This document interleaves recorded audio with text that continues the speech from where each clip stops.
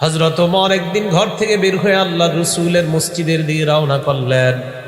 মসজিদে যাওয়ার সময়, মসজিদে যাওয়ার পর ফাওয়াজাদা মুআজ ইবনে জাবাল রাদিয়াল্লাহু তাআলা আন কাঈদান ইনদা কবরিন নবী সাল্লাল্লাহু আলাইহি ওয়াসাল্লাম ইয়াবকি।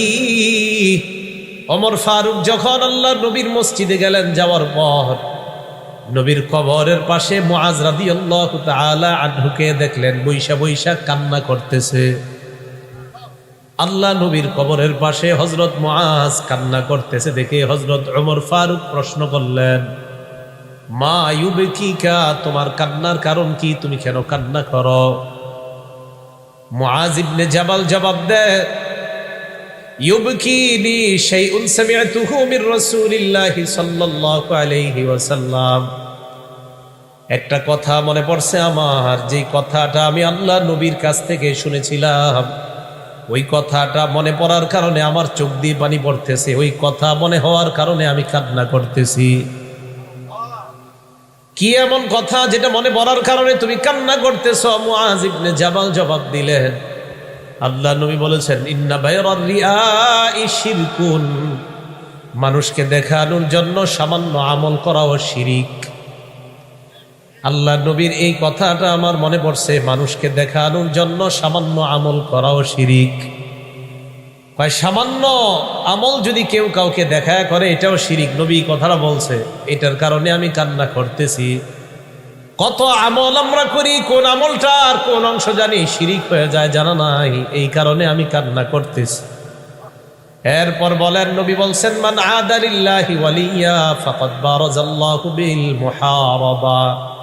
কোন ব্যক্তি যদি আল্লাহর ওলির সাথে শত্রুতা করে, আল্লাহ পাক রব্বুল আলামিন ওই ব্যক্তির বিরুদ্ধে প্রকাশ্যে যুদ্ধে অবতীর্ণ হয়ে যায়।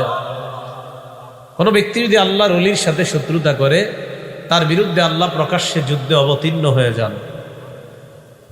এরপর রাসূল আকরাম সাল্লাল্লাহু আলাইহি ওয়াসাল্লাম বলেছেন, ইন্নাল্লাহা ইউহিব্বুল আবরার আল আতকিয়া আল আখফিয়া। আপনাদের এলাকায় মানুষ আছে দেখেন, নিশ্চয়ই আল্লাহ এমন মানুষদেরকে ভালোবাসে, আল আবরার, যারা ভালো মানুষ, যারা পুণ্যবান, আল আতকিয়া, যারা তাকওয়া অবলম্বনকারী, আল আখফিয়া, যারা নিজেদেরকে মানুষের চোখ থেকে আড়ালে রাখতে চায়। কিছু মানুষ আছে খুব ভালো, পরহেজগার, তাকওয়াবান, মানুষের কাছ থেকে নিজের খালি আড়ালে রাখে। এই মানুষগুলাকে আল্লাহ ভালোবাসেন।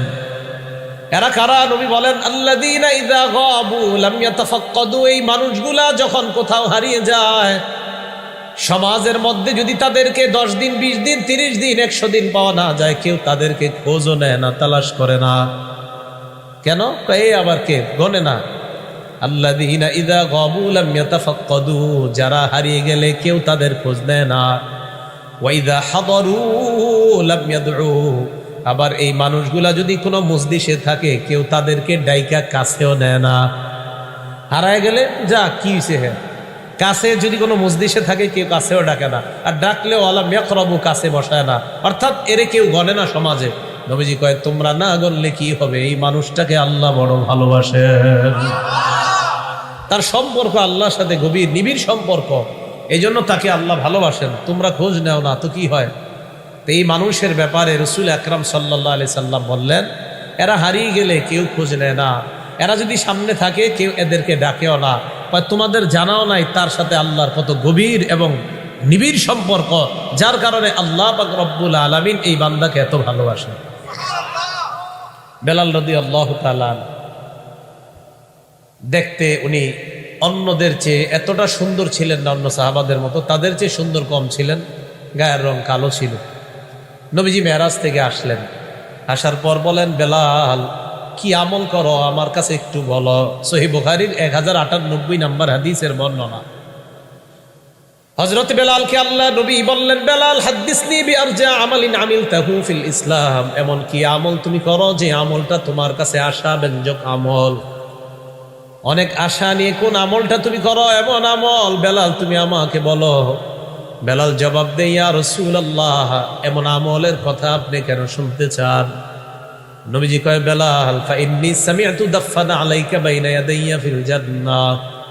আমি তোমার পায়ের জুতার আওয়াজ জান্নাতে আমার আশেপাশে শুনতে পাইলাম। দেখছেন নি, মানুষ অন্যরা ওনারে গণ্য করে না, হাফসি গোলাম, আল্লাহর সাথে এত গভীর সম্পর্ক যে ওনার পায়ের জুতার আওয়াজ আল্লাহ রসুল জান্নাতে শুনতে পায়। হযরত বেলাল বললেন, ইয়া রাসূলুল্লাহ, এমন কোন আশা ব্যঞ্জক আমল আমার নাই, গায়রা আন্নী লাম আতাতাহহার বিতুহুরিন ফি সাআতি লাইলিন আও নাহার।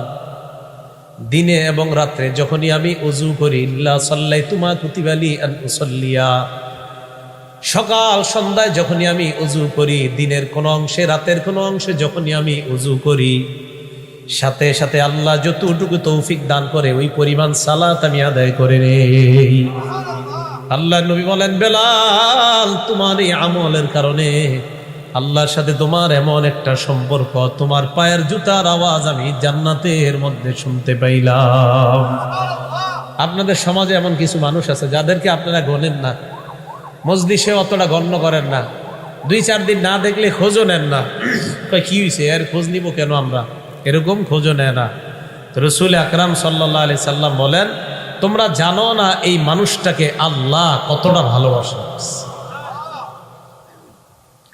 এরপরে হাদিসের শেষে রাসূল আকরাম সাল্লাল্লাহু আলাইহি সাল্লাম বলেন, ইয়াখরুজুনা মিন কুল্লি গুবারা মুসলিমা, এই মানুষগুলা এমন ঘর থেকে বের হয় যে ঘরটা দেখতে বড় সুন্দর না, জীর্ণ শীর্ণ খুঁটি থেকে বের হয়, এমন ঘর থেকে বের হয় যে ঘরটা সমাজের মধ্যে কেউ গণ্য করে না, তবে লোকটা এক ওয়াক্ত নামাজ কখনো কামাই করে না। ঘর দেখতে যেমনই হয়, নবীজি কয়, জানোনি তারা কারা? কুলুবুহুম মাসাবিহুল হুদা, তাদের অন্তরগুলা হলো হেদায়েতের বাতি, বাতি হেদায়েতের, তাদের দিলগুলা হেদায়েতের বাতি। তাহলে এই বাতিওয়ালা, কলবওয়ালা, এরকম দিলওয়ালা মানুষ আমাদের সমাজে আছে, যাদের ব্যাপারে আমরা জানি না, তারা হারিয়ে গেলে খোঁজ নেই না, কাছেও ডাকি না, অথচ নবী তাদের ব্যাপারে বলেন, কুলুবুহুম মাসাবিহুল হুদা, লাইট জ্বালায়া যেমন তোমরা এই মাহফিলকে আলোকিত করলা, ওই মানুষগুলার কলবগুলাই এমন হেদায়েতের আলো দ্বারা আল্লাহ পরিপূর্ণ করে দিচ্ছে। তাহলে হেদায়েতের জায়গা কলব, এই বিষয়টা আমরা পাইলাম। আরেকটা পাইলাম ইমানের জায়গা, এটাও কলব। দলিল বুখারী শরীফের বর্ণনা আছে, ক্বালা রাসূলুল্লাহ সাল্লাল্লাহু আলাইহি ওয়াসাল্লাম, নবীজি বলেন, ইয়াদখুলু আহলুল জান্নাতিল জান্নাতা ওয়া ইয়াদখুলু আহলুন নারিন নার, জান্নাতীরা জান্নাতে যাবে, জাহান্নামীরা জাহান্নামে যাবে। যাওয়ার পর আল্লাহ বলবেন, আখরিজু মান কানা ফি কলবিহি মিসকালু হাববাতিন মিন খারদালিম মিন ঈমান। আল্লাহ বলবে ফেরেশতাদেরকে, আখরিজু মিনান নার মান কানা ফি কলবিহি মিসকালু হাববাতিন মিন খারদালিম মিন ঈমান। ও ফেরেশতারা, জাহান্নাম থেকে ওই মানুষগুলাকে বের করো যাদের অন্তরে সরিষার দানা পরিমাণ ঈমান আছে, তাদেরকে জাহান্নাম থেকে বের করে জান্নাতের মেহমান বানায় দাও। হাদিস দ্বারা কি বোঝা যায়? ঈমান থাকার জায়গা কলব। যাদের অন্তরে সরিষা পরিমাণ ঈমান আছে, যাদের কলবে, তার মানে ঈমান কোথায় থাকে? কলব। হেদায়েত কোথায় থাকে? কলব। আবার ঈমানও কোথায় থাকে? মুসলিম শরীফের একটা বর্ণনা, ক্বালা রাসূলুল্লাহ সাল্লাল্লাহু আলাইহি ওয়াসাল্লাম, আল্লাহ নবী বলেন, ইন্নাল্লাহা ইয়াবাসু রিহাম মিনাল ইয়ামান আলয়ানু মিনাল হারির। কিয়ামতের আগে ইয়ামান দেশ থেকে আল্লাহ একটা বাতাস প্রেরণ করবেন, যেই বাতাসটা হবে রেশমের চাইতে পাতলা। এমন একটা বাতাস, যে বাতাসটা হবে রেশমের চাইতে পাতলা। লা তাদা আহাদান ফি কলবিহি মিসকালু হাববাতিন মিন খারদালিম মিন ঈমান, যার কলবের মধ্যে সরিষার দানা পরিমাণ ঈমান আছে, এমন প্রত্যেকটা ঈমানদারের গায়ে ওই বাতাসটা লাগবে। কিয়ামতের আগে ইয়ামান দেশ থেকে আল্লাহ একটা বাতাস পাঠাবেন, এই বাতাসটা ঈমানদার যাদের কলবের মধ্যে সরিষার দানা পরিমাণ ঈমান, এমন প্রত্যেক ঈমানদারের শরীরে ওই বাতাসটা গিয়ে লাগবে। লাগার পর লা তাদা আহাদান ফি কলবিহি মিসকালু হাববাতিন মিন খারদালিম মিন ঈমান ইল্লা কবাযাতহু, যার গায়ের মধ্যে বাতাসটা লাগবে ওই ঈমানদারের মৃত্যু হয়ে যাবে, ঈমানদার সব মারা যাবে। এরপর আল্লাহ কিয়ামত কায়েম করবেন। এই হাদিস থেকেও বোঝা যায় ঈমান কোথায় থাকে? কলবে। তাহলে কোরআনের আয়াত থেকেও জানলাম ঈমান থাকে কলবে, হাদিস থেকেও জানলাম ইমান থাকে কলবে, কোরআনের আয়াত থেকে জানলাম হেদায়েত থাকে কলবে। এবার দেখেন, কোরআন পড়েন না আপনারা নিয়মিত? মাশাআল্লাহ, আল্লাহ পড়ার তৌফিক দান করেন। কোরআন থাকে কলবে, সুবহানাল্লাহ। তাহলে একটু চিন্তা করেন তো, হেদায়েতের জায়গা কলব, ইমানের জায়গা কলব, কোরআনের জায়গাও কলব। সূরা বাকারাতে আল্লাহ বলেন ফাইন্নাহু নাযালাহু আলা কলবিক, ৯৭ নম্বর আয়াতে আল্লাহ বলেন ফাইন্নাহু নাযালাহু আলা কলবিক, জিবরিল আমিন আপনার কলবের মধ্যে কোরআনটা নাজিল করে বিইজনিল্লাহ, আল্লাহর হুকুমে জিবরিল আপনার কলবের মধ্যে কোরআনটা রেখে দেয়।